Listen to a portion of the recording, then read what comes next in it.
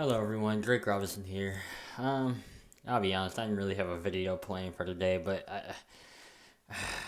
so I saw Ready or Not 2, and I'm like, I have to talk about it just because it pretty much embodies everything is wrong with modern films and how they're just so milk toast and just so blah blah. And of course, I'm gonna rant on it, like I did in Scream 7. And so this one, listen, I didn't mind the first Ready or Not, because I honestly thought that, for what it was, at the very least, it was passable for what it was. I mean, it was not a masterpiece at all, and nor did the radio silence people deserve to go on and direct actual iconic franchises like Scream, and those two, Scream 5 and 6, did not work out at all.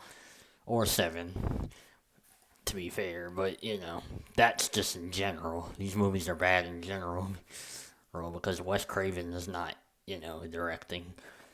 But, anyways, yeah, so I saw this movie, and it's like Megan 2.0. It's nothing. Like it's okay. So you have the original character back, Grace, but this time she has a younger sister that we never knew about. She just has just a built-in younger sister, played by Catherine Newton. But the last thing I saw her in was Paranormal Activity 4, which is a little underrated in my opinion. But uh, regardless, yeah, but and it's just a story. It's nothing to write home about. It's just literally like watch any sibling movie where the siblings are arguing, and but at the end they come together, and it's just so blasé. Don't even get me started on the villains.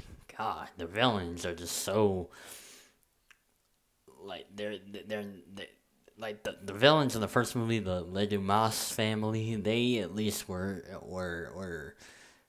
had some entertainment value. These villains are just like Scooby Doo villains are more competent than these people. I mean, there are so many times where they have Grace and Catherine Newton dead to rights, and yet they don't take advantage, or something happens where like a gun will jam or something like that, and it's just like, really, really, is this what we're doing?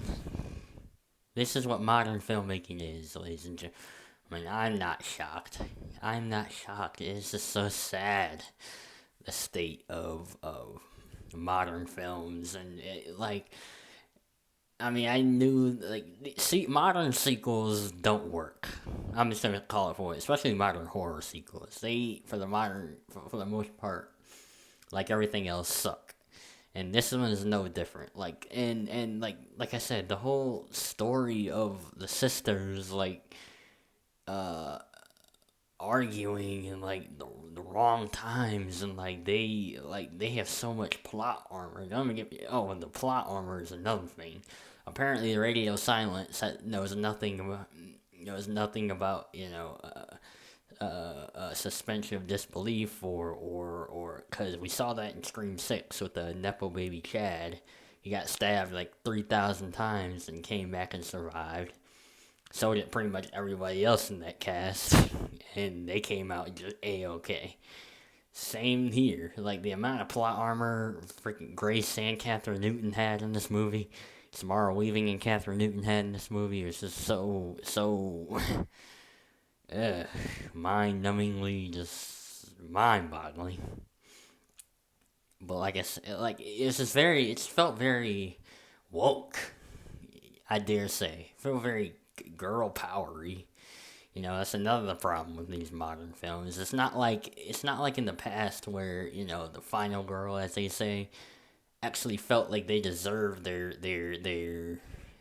titles, like Jamie Lee Curtis in the Halloween franchise. It didn't come across as forced. Sidney Prescott in the first four Scream franchises, her arc felt right. From victim to survivor to to running from Ghostface to running to Ghostface because she's used to it at this point. It felt right. It didn't come across as forced and like gimmicky or nowadays the quote unquote it's evolved from final girl to girl power, and that's really the biggest problem I have with a lot of these films, and it just come across as so forced and like a dog and pony show, like they're trying to force feed us like girl power, feminism. It's impenetrable. Literally nothing can stop it. Not a bullet, not a gun. Like it's just it's like, and that's what just takes me out of the film so many times, and this movie is a perfect encapsulation of that. It's just nothing to write home about at all. It's just dumb. You can tell what's gonna happen before it even happens. A lot of the situations, like I was literally calling things before they were even happening. Uh, it's predictable. It's bland, and I have no nothing good to say about this film. So, yeah, I'm sure they'll probably make some money like Scream 7 did, but riding off the name alone. Because if this was just a standalone movie, I like to believe, well, with how low the standards are with a lot of people, I'm sure, they'd still find more pros than cons with that, with this film. But nonetheless, it's just, yeah, more Hollywood, paycheck trash is all this is. I'm out.